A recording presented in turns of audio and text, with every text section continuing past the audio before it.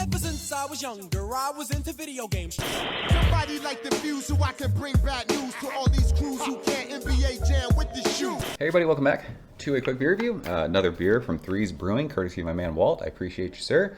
We just drank their hoppy German Pilsner, and now we're going to drink Forevermore, this is called.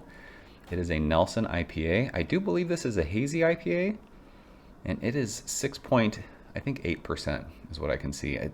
It's a white print on a yellow part of the label. I think it says 6.8%. So, Threes Brewing is in Brooklyn, New York. Last beer we just had was the first time I've had a beer from them. It was awesome. So, I'm very much looking forward to this. Let's see here. Yeah, 6.8% it says. Brewed and packaged by Threes, Brooklyn, New York. Canned on, again, this one's smudged too.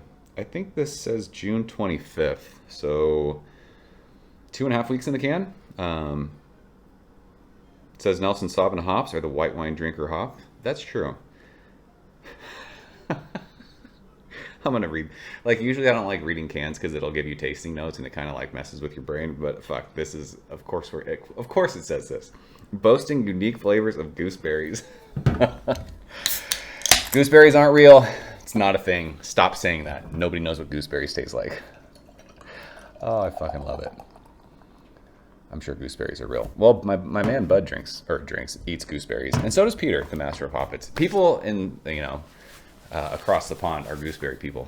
I don't know any people other than Bud in America that eat gooseberries. It's just not a thing. So, this beer looks awesome. This beer reminds me of Alpine Nelson. It is hazy, but it is glowing. It is very much like orangey pineapple juice. Finger of bright white head. It is sudsy.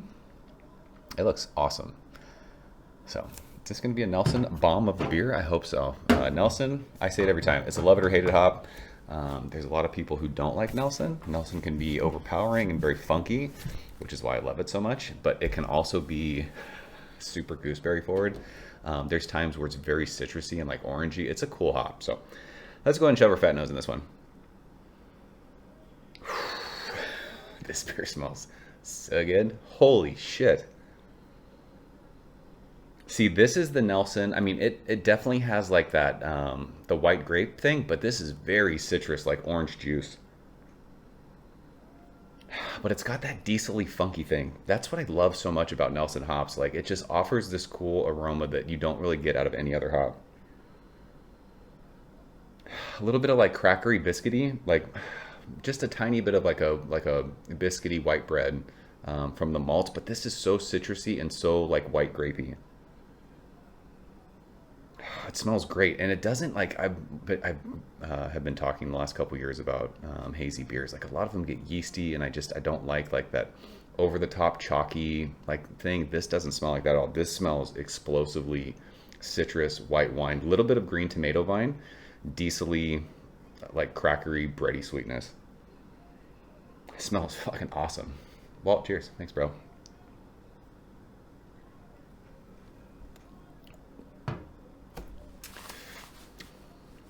It's delicious. That is Nelson done right. I was expecting, like, for how explosively aromatic it was, for it to taste crazy. And it's not like over the top, which is fine. But all those flavors that you're smelling, like, it's there, just kind of dialed back a little bit. Like, how do you, I've said that before with some of these hazy beers. Like, some of the noses of these beers are just so over the top.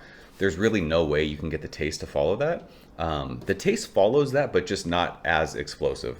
This is very citrusy. Super dry on your palate too. Yeah, like orange juice, orange rind, but then it gets into that vinous, like white grape quality, like middle of your tongue. And as it goes across, you get like that green tomato vine, little bit of bitterness. And it finishes with that cool crackery, like white bread, like sourdough bread crust, I always say. That sweetness like goes so well with all that like citrus and that white grape. This beer is awesome.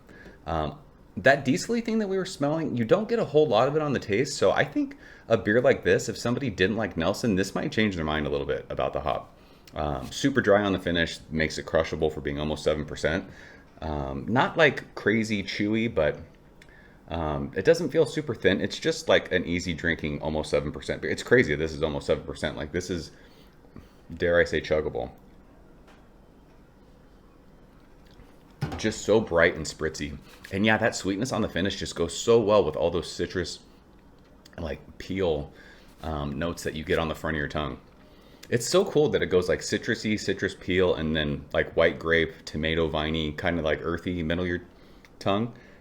And then you get like that bready sweetness on the finish. This beer is fucking awesome. This is good stuff.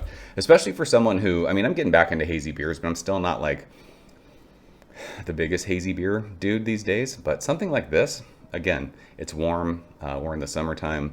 I mean, you could just absolutely crush these one after another. And it's not like over the top Nelson. It doesn't get crazy offensive. So this is good stuff from Threes. So that's Forevermore.